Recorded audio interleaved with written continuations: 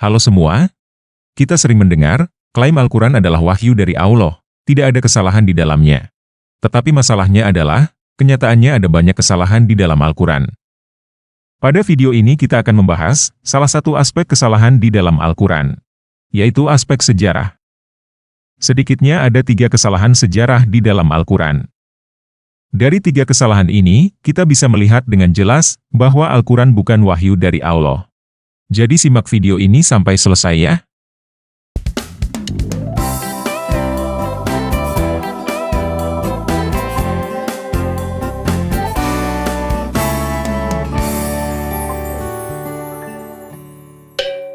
Nah, yang pertama kita bahas adalah kesalahan tentang Firaun.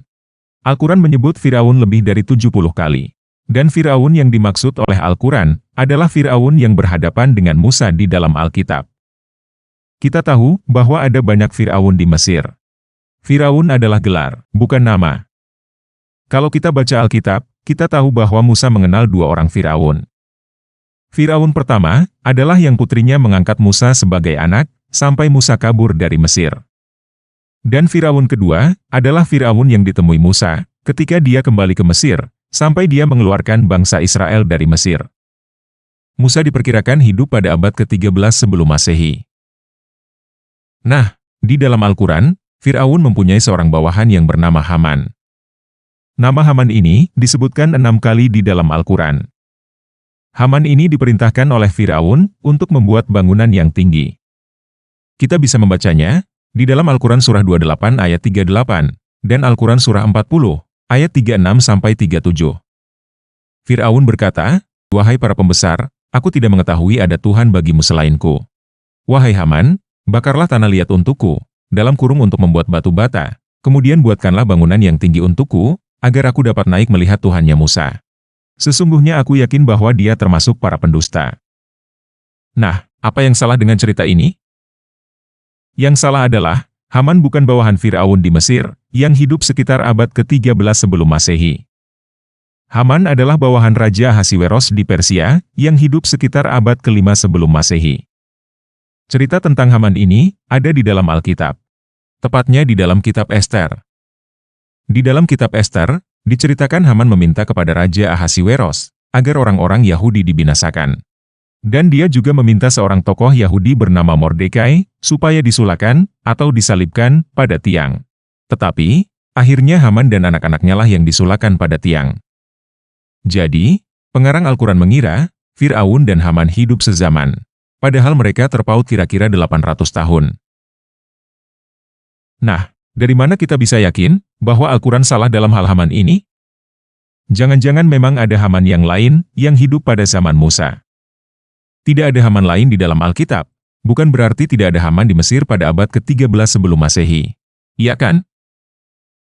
Kita bisa yakin bahwa Haman yang dimaksud adalah Haman orang Persia, dari 2 petunjuk di dalam Al-Quran. Yang pertama adalah Firaun menyuruh Haman membuat bangunan yang tinggi.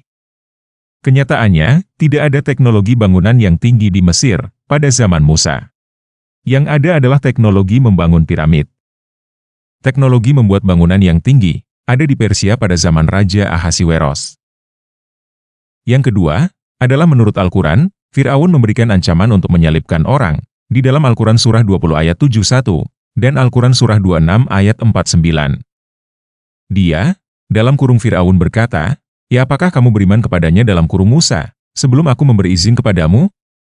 Sesungguhnya dia itu pemimpinmu yang mengajarkan sihir kepadamu. Sungguh, akan kupotong tangan-tangan dan kaki-kakimu secara bersilang, dan sungguh, akan aku salib kamu pada pangkal pohon kurma." Kenyataannya, hukuman disalibkan seperti ini tidak ada pada zaman Firaun di Mesir. Hukuman seperti ini ada di zaman Raja Ahasiweros Persia. Lagi pula, Haman bukanlah nama orang Mesir. Tidak pernah ada catatan sejarah di Mesir kuno yang mencatat ada orang bernama Haman. Sedangkan di Persia, Haman adalah nama populer yang banyak digunakan. Jadi, Haman yang dimaksud oleh Al-Quran jelas adalah Haman anak buahnya Raja Ahasiweros Persia. Pengarang Al-Quran mengira, cerita percobaan pembantaian Yahudi di Persia pada abad ke-5 sebelum Masehi terjadi di Mesir pada zaman Musa, abad ke-13 sebelum Masehi. Nah, Mungkin kamu masih tidak yakin bahwa ini adalah kesalahan sejarah Al-Quran. Mungkin kamu masih mengira, Al-Quran adalah wahyu dari Allah yang tidak mungkin salah. Jadi, sekarang kita akan melihat kesalahan sejarah kedua, yang persis sama polanya, dengan kesalahan tentang Fir'aun dan Haman tadi. Al-Quran Surah 19 ayat 28 berkata, "Wahai saudara perempuan Harun, dalam kurung Maryam, ayahmu bukan seorang yang berperangai buruk, dan ibumu bukan seorang perempuan pezina." Jadi, menurut Al-Quran, Maryam ibu Isa adalah saudara Harun. Siapakah Harun yang dimaksud? Al-Quran menyebut nama Harun sebanyak 19 kali. Dan semuanya mengacu pada saudara Musa. Contohnya jelas di dalam Al-Quran Surah 25 ayat 35. "Sungguh, kami telah menganugerahkan kitab dalam kurung Taurat kepada Musa. Dan menjadikan Harun, saudaranya, untuk menyertai dia sebagai wazir dalam kurung pembantu." Apa yang salah dengan hal ini? Alkitab mencatat, Musa memang mempunyai saudara lelaki bernama Harun, dan saudari perempuan bernama Maryam. Ini bisa kita lihat di dalam Alkitab, 1 Tawarikh 6 ayat 3. Anak-anak Amram, ialah Harun, Musa, dan Miriam. Seperti yang telah kita ketahui sebelumnya, Musa, dan tentunya beserta saudara-saudarinya, hidup pada abad ke-13 sebelum Masehi. Sedangkan jika Maryam ibu Isa yang dimaksud oleh Al-Quran, adalah Maria ibu Yesus, maka Maryam ibu Isa itu, hidup pada abad pertama. Ada selisih sekitar 1300 tahun, antara Miriam saudari Musa, dengan Maria ibu Yesus. Yesus itu bukan keponakan Musa. Jadi, pengarang Al-Quran sekali lagi salah sejarah. Pengarang Al-Quran mengira, Maria ibu Yesus adalah orang yang sama dengan Maryam saudara Musa. Nah, banyak ulama yang berusaha menutupi kesalahan sejarah Al-Quran ini, dengan berkata, saudara perempuan Harun di dalam Al-Quran Surah 19 ayat 28, artinya bukan saudara perempuan Harun. Ada yang berkata, itu hanya sapaan. Ada yang berkata, itu Harun yang lain, bukan saudara Musa. Dan masih banyak ulama yang mencoba mencari alasan-alasan lain, untuk menutupi kesalahan sejarah Al-Quran ini. Jadi bagaimana kita bisa yakin, bahwa Al-Quran memang salah, mengira Maria ibu Yesus dengan Maryam saudara Musa? Jawabannya, adalah karena Al-Quran Surah 66 ayat 12, menyebut Maryam ibu Isa, sebagai putri Imran. Demikian pula Maryam putri Imran, yang memelihara kehormatannya, lalu kami meniupkan ke dalam rahimnya sebagian dari roh dalam kurung ciptaan kami, dan yang membenarkan kalimat-kalimat Tuhannya dan kitab-kitabnya, serta yang termasuk orang-orang taat. Tadi kita sudah baca, Alkitab mencatat di dalam 1 Tawarikh 6 ayat 3, ayahnya Musa Harun dan Miriam, adalah Amram. Imran adalah pelafalan Arab dari Amram.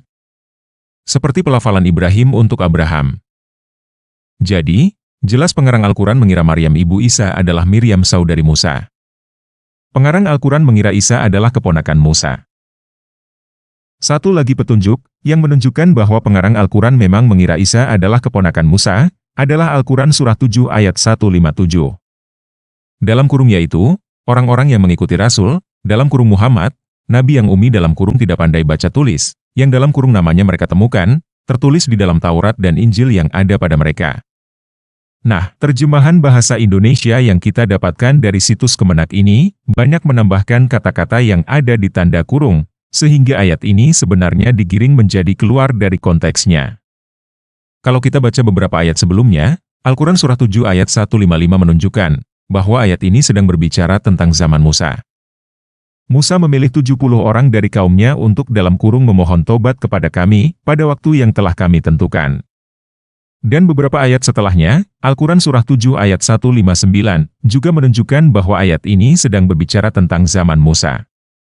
Di antara kaum Musa, terdapat suatu umat yang memberi petunjuk dalam kurung kepada manusia, dengan dalam kurung dasar kebenaran, dan dengan itu dalam kurung pula mereka berlaku adil. Jadi, jika kita mau jujur dengan terjemahan, seharusnya Al-Quran Surah 7 ayat 157, pasti berbicara tentang zaman Musa juga. Nah, apa yang salah dengan ayat ini? Yang salah pada Al-Quran Surah 7 ayat 157 ini, adalah ayat ini menyebut Taurat dan Injil yang ada pada mereka. Mereka yang dimaksud di dalam Al-Quran Surah 7 ayat 157, adalah orang-orang Yahudi pada zaman Musa. Kenyataannya belum ada Injil di zaman Musa. Injil muncul pada abad pertama, sekitar 1300 tahun setelah Musa meninggal. Jadi, pengarang Al-Quran memang mengira Isa dan Musa itu hidup sezaman. Pengarang Al-Quran mengira Injil turun gedebuk dari langit kepada keponakan Musa yang bernama Isa. Ini adalah kesalahan sejarah, dengan pola yang persis sama seperti kesalahan sejarah Firaun dan Haman yang tadi kita bahas. Nah, supaya teman-teman lebih yakin lagi, Al-Quran mengulangi pola kesalahan sejarah yang sama, kita melihat kesalahan sejarah yang ketiga, yaitu kesalahan tentang Samiri. Nama Samiri disebut 5 kali dalam Al-Quran. Surah 20 ayat 85-99. Karena terlalu panjang, kita bacakan ayat 88 aja ya. Dalam kurung dari perapian itu, kemudian dia, dalam kurung Samiri, mengeluarkan untuk mereka patung berwujud anak sapi yang bersuara. Mereka lalu berkata, inilah Tuhanmu dan Tuhan Musa, tetapi dia, dalam kurung Musa, telah lupa dalam kurung bahwa Tuhannya di sini. Jadi ini berbicara tentang Samiri, yang lagi-lagi hidup pada zaman Musa. Kalau teman-teman tanyakan kepada Muslim, siapa Samiri? Mereka tidak tahu. Jadi siapakah Samiri? Yuk kita baca 1 Raja-Raja 12, ayat 26-29. Maka berkatalah Yerobeam dalam hatinya, kini mungkin kerajaan itu kembali kepada keluarga Daud. Jika bangsa itu pergi mempersembahkan korban sembelihan di rumah Tuhan di Yerusalem, maka tentulah hati bangsa ini akan berbalik kepada tuan mereka, yaitu Rehabeam, Raja Yehuda. Kemudian mereka akan membunuh aku, dan akan kembali kepada Rehabeam, Raja Yehuda.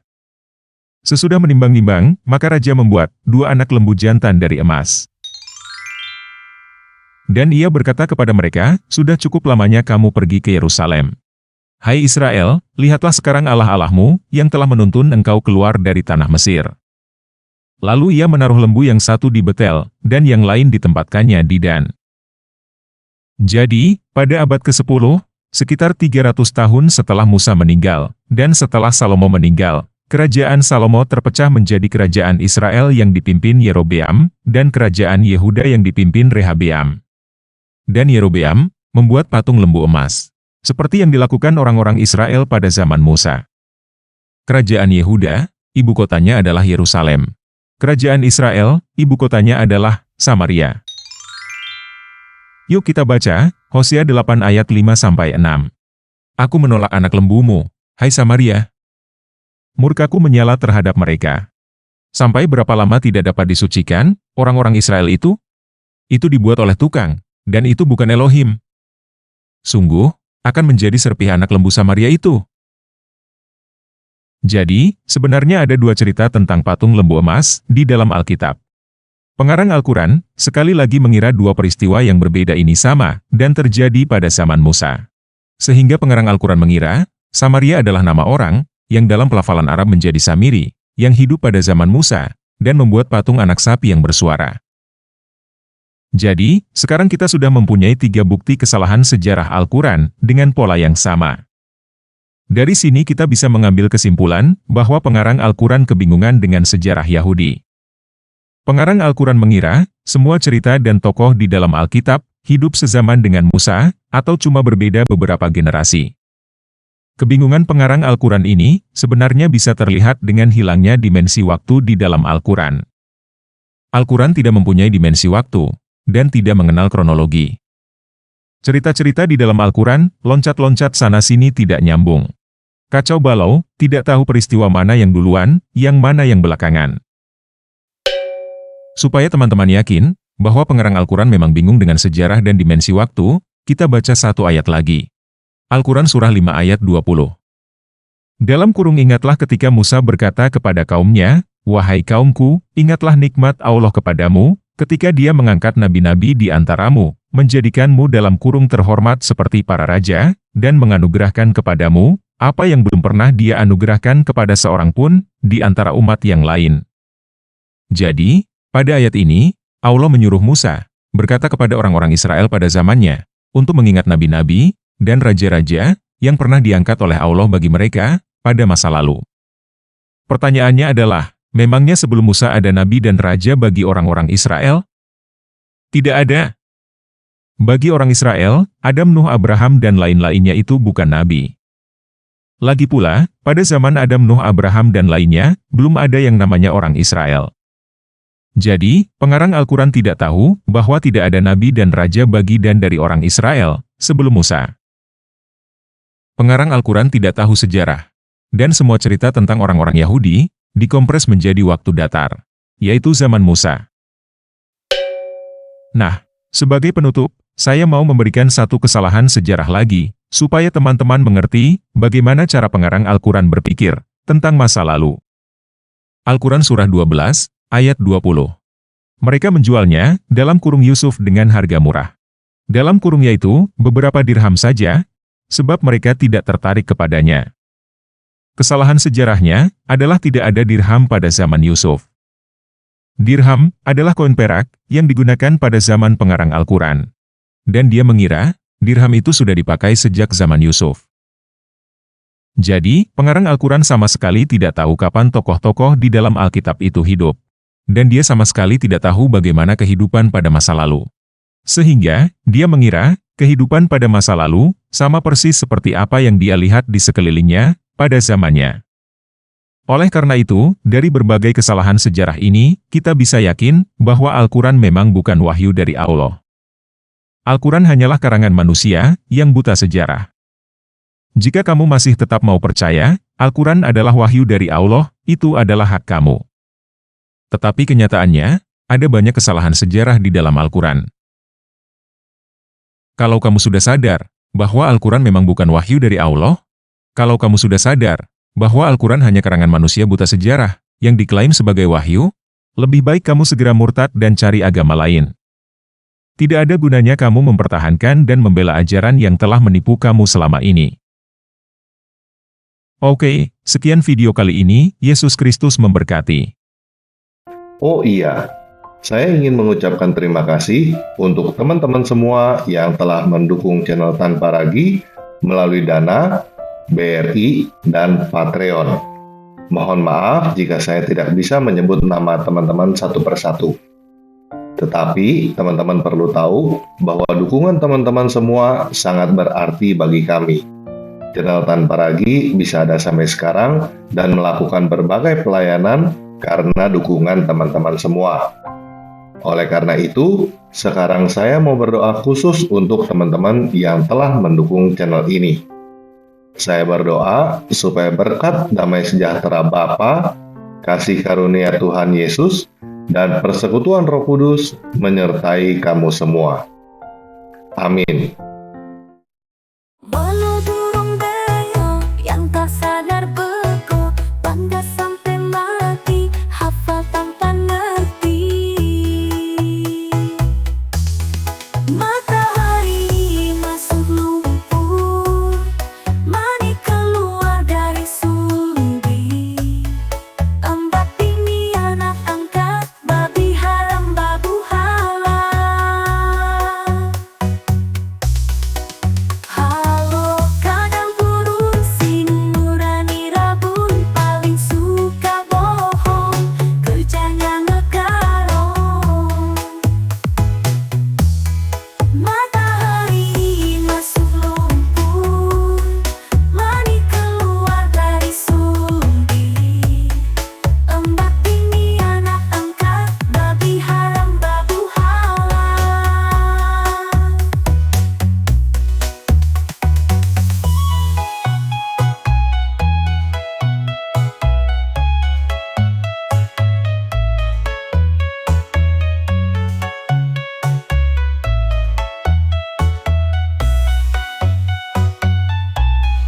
Halo kambing bondok, suka pamer jenggot, isi otak cabut, bocil pun digaul. Matahari masuk lumpur, mani keluar dari sulbi. Embak ini anak angkat, babi haram babu halal. Matahari masuk lumpur, mani keluar dari sulbi. Embak bini